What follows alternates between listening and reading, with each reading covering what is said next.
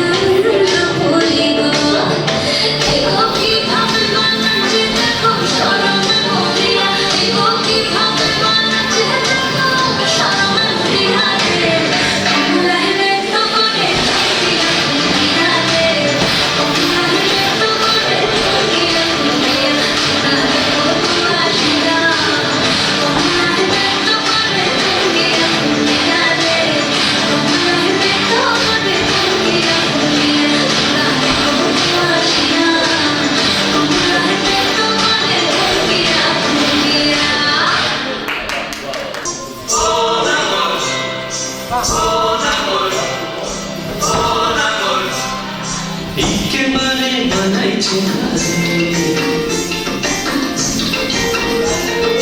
লাল পাহাড়ি দশে যা রঙ্গামতির দশে যা লাল পাহাড়ি দশে যা রঙ্গামতির দশে যা তক তোকে মানাইছে না একেবারে মানাইছে না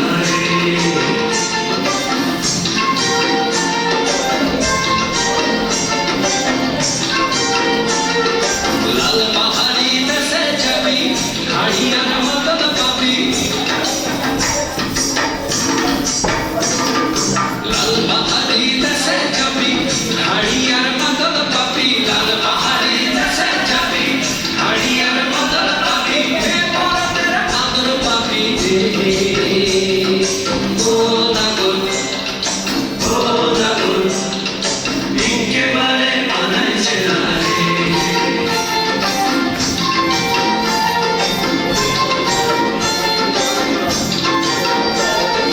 লাল পাহাড়ি দশে যা রঙ্গামতির দশে যা তক তোকে মানাইছে না একেবারে মানাইছে না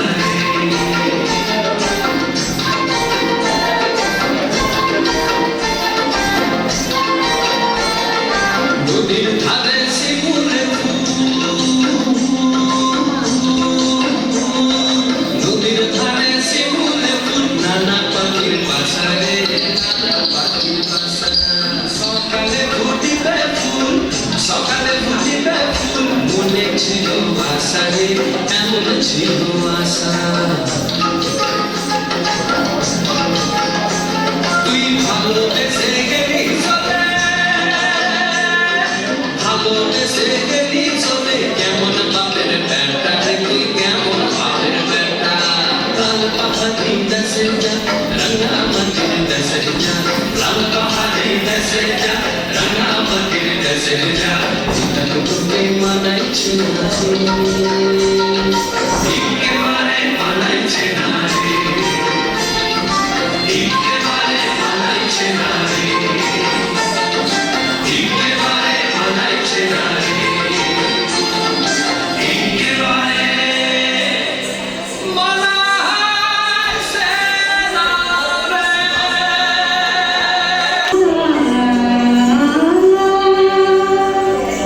Ah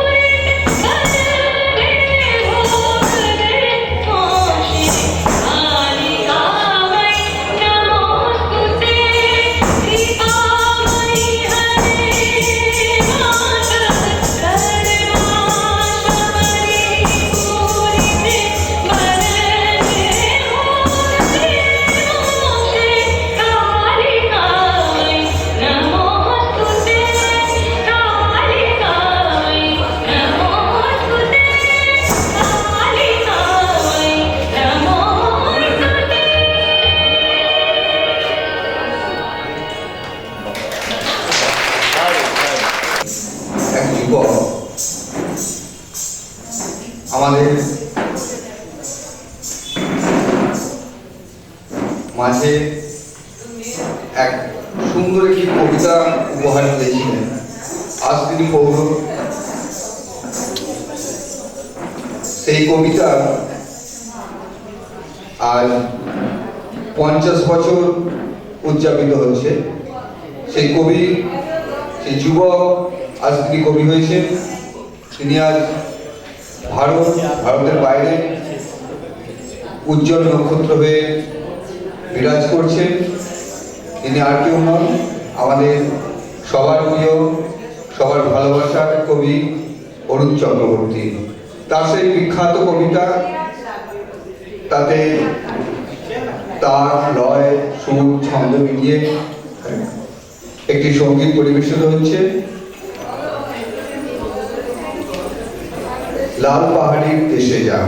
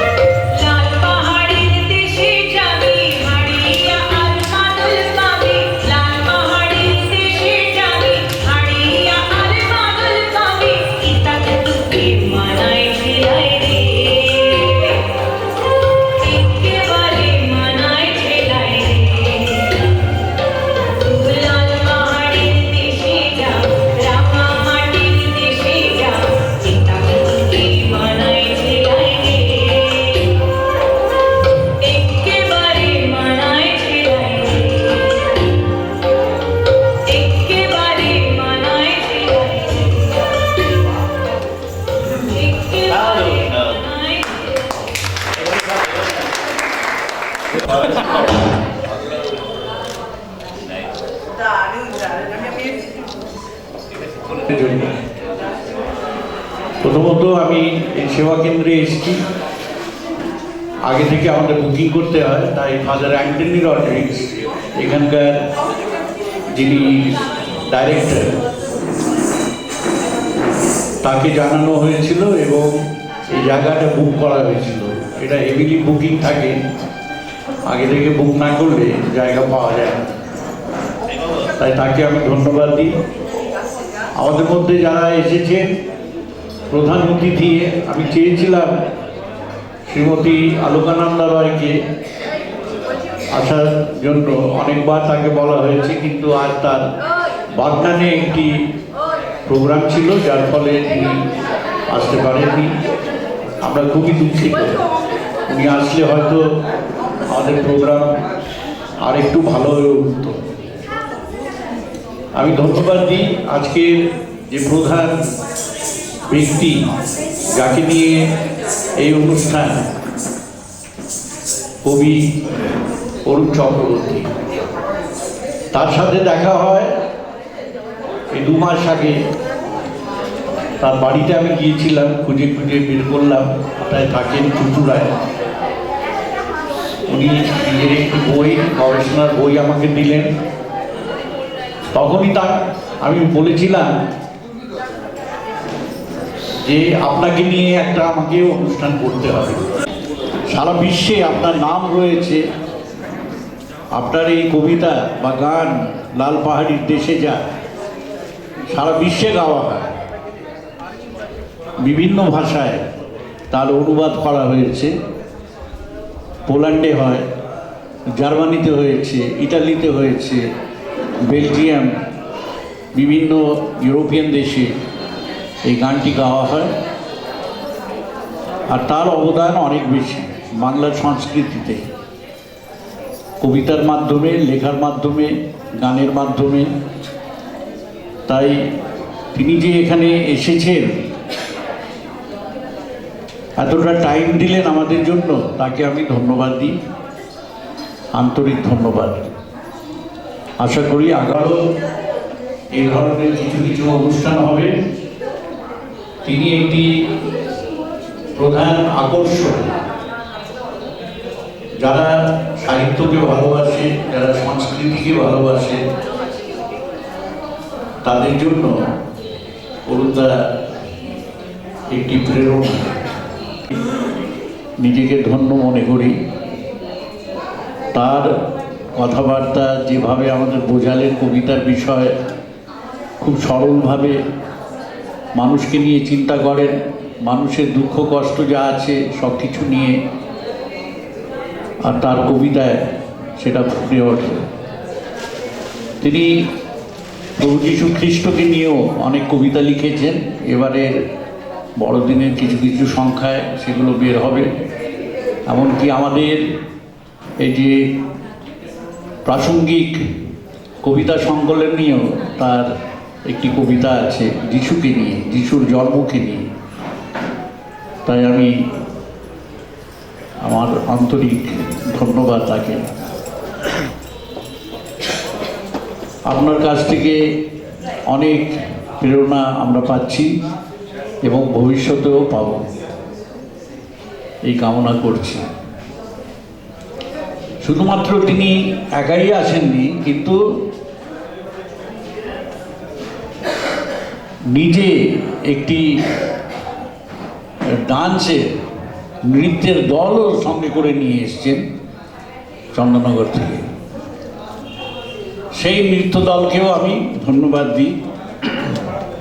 এত সুন্দর করে গণেশ বন্দনা আমরা দেখলাম, এছাড়া শেষের 3টি গান, আর শেষ হলো লাল পাহাড়ির দেশে যা।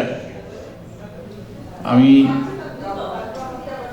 আমাদের শুক্লা ঘোষাল দিকে ধন্যবাদ দিই তার এই সুন্দর নৃত্য পরিবেশনের জন্য।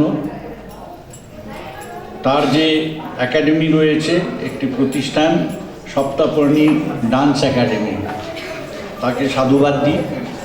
আগামী দিনে আশা করি আরও বেশি আমরা এই ধরনের অনুষ্ঠানগুলো করব।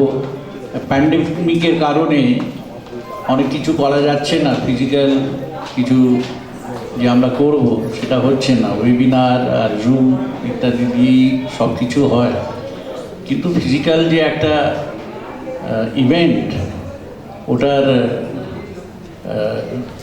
একটা মূল্য রয়েছে।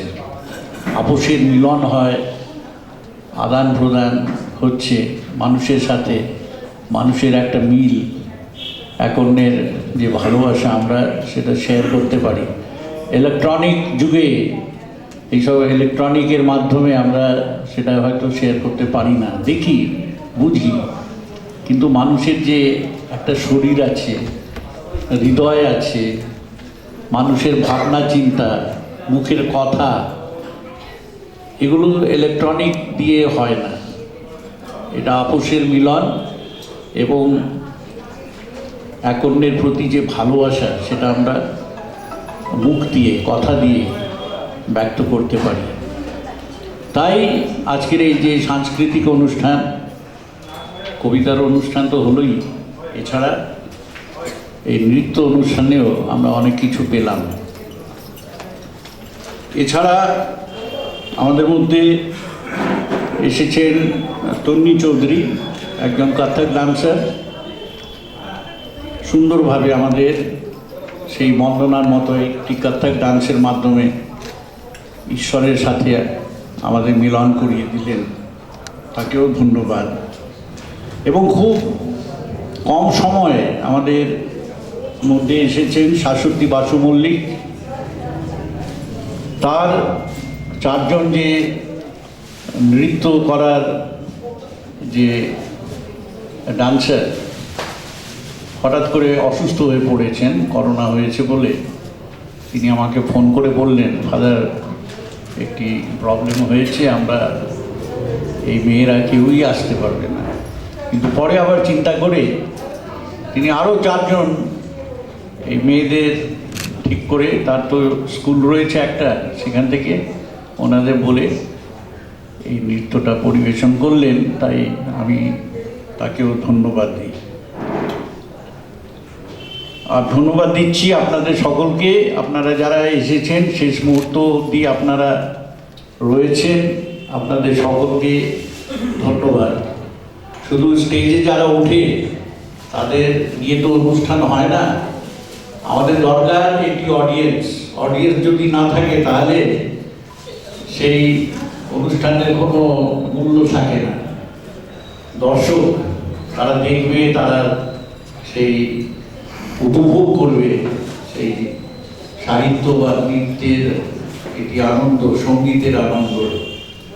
তো আমরা মুষ্টিমেয় কিছু লোক যারা আছি এখানে, তবে এটা একটা বীজের মতো, সিড আমরা বলি, সিড বপন করা হয় কোনো একটা মাটিতে, আর সেই বীজ আস্তে আস্তে করে ধীরে ধীরে ক্রমশ বেড়ে ওঠে, একটি গাছ হয়ে ওঠে, পরে সেটা ফল ফলায়।